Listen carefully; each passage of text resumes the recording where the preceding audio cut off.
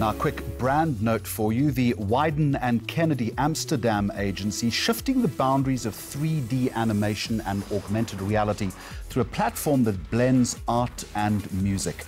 The new app called Lava uses audio recognition to trigger stunning artworks in AR to accompany individual songs. Now, after a 16-year-long legal battle, Nestle, the world's largest food and beverage company, just couldn't catch a break in its attempt to trademark the distinctive four-finger wafer shape of its Kit Kat chocolate bars. So, what led to this defeat? And here's a question. I wonder if you can trademark a shape. Here to shed some light is trademark associate at De Beer Attorneys, Abduraouf Kamar in Cape Town. A very warm welcome to you. First of all, explain to me what the complaint was in the first place. In 2002, Nestle attempted to register the shape together with the trademark. There was no issue with registering Kit Kat on its own. However, Mondelez with a few other chocolate brands had an issue with the fact that they wanted to register the shape in itself. That was where the issue lied. How difficult would it have been for Nestle then to argue its case? So in 2002, Kit Kat applied to register this particular shape that they thought was very distinctive to themselves, right? And they went ahead and they registered. After 4 years of constant back and forth, they eventually got registration rights by the European Trademarks Office. Then came along Mondelez with a few other chocolate brands, and they said, no, listen here, how can you guys have a trademark around the shape? There's no distinctive character here.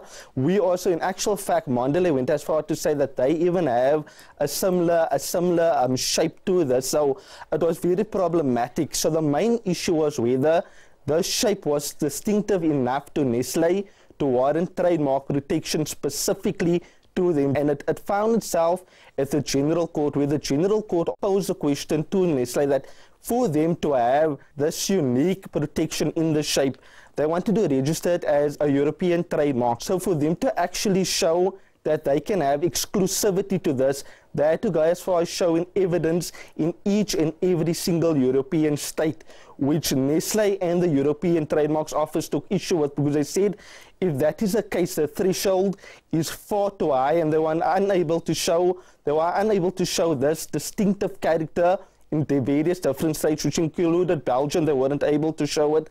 Ireland, Greece, Portugal, they were not able to show in those countries this distinctive character or the reputation that the courts were asking from them. I'm assuming the entire debate then hinged around that phrase that you've just used, distinctive shape.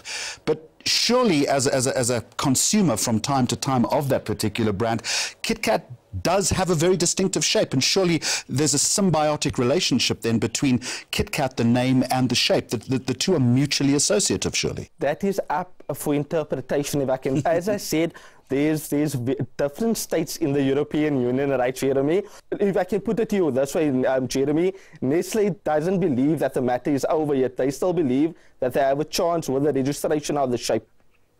So let's cut through the chocolate, Abduraouf, if we can. Can you trademark a shape, and what would the situation be like in this country, for instance? In South Africa specifically, Jeremy, you are allowed to trademark a shape.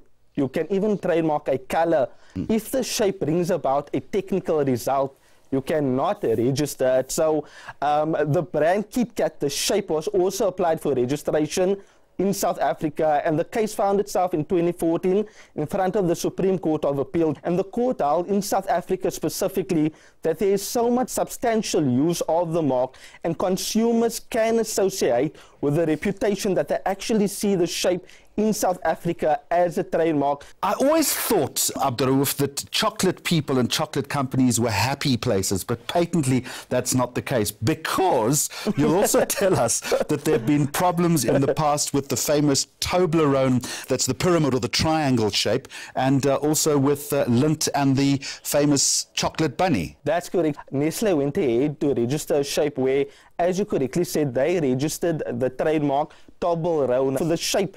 And a British company made an offshore version of it, but that matter was settled out of court. It would have been very interesting to have seen what would have actually happened at the whole case around. You have on the one hand Mondelez attacking Nestle, but on the other hand, they're doing the exact same thing, like you just said with Lind also.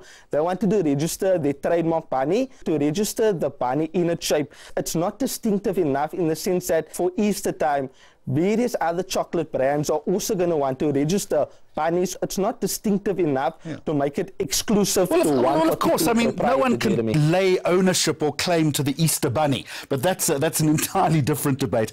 You say then that it's not over as far as Nestle and Kit Kat is concerned. How does Kit Kat pursue this? The case is back to the European Trademarks Office, and it's now up to Nestle to come forward and show evidence that, listen, we do actually have evidence in these other states. We do have evidence in Belgium, Ireland, Greece, and Portugal, right? So they need to show evidence that they have acquired distinctiveness, Jeremy, in those states. If they can't show it, the inevitable result will be that they will no longer have that trademark. However, that does not prevent them of coming back and reapplying for the mark once again, showing evidence once again, Jeremy. So they do have that option to come back to the European Trademarks Office and register the mark from afresh. Who would have thought that chocolate can be such an ugly business? Abdurraouf Kamar, Trademark Associate at De Beer Attorneys, thank you very much indeed.